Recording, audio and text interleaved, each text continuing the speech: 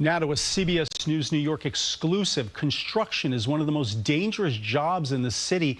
Shoddy work puts crews and residents at risk. Our housing reporter Ali Bauman has an exclusive look at new ways the city is trying to crack down on unsafe job sites. There are 1 million buildings in New York City. 40,000 of those are under construction, and just 500 inspectors are checking the safety of all of them.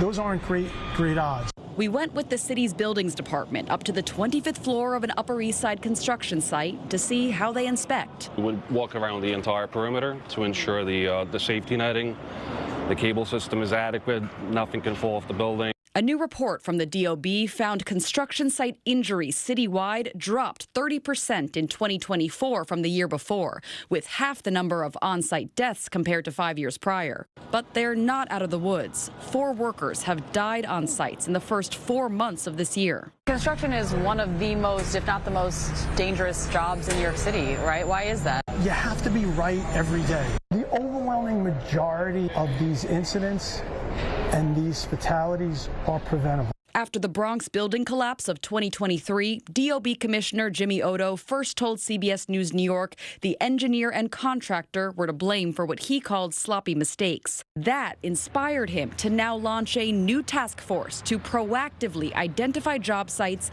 that pose a risk to its workers and eventual tenants. Crappy owners find crappy contractors, find crappy engineers. We are now digging deeper to see exactly who else those crappy engineers work for. And now all of those players are getting a much closer review on all of their projects. Take, for example, a crane that fell onto scaffolding in Midtown earlier this month. Some genius decides to use a mini crane to lift up another mini crane.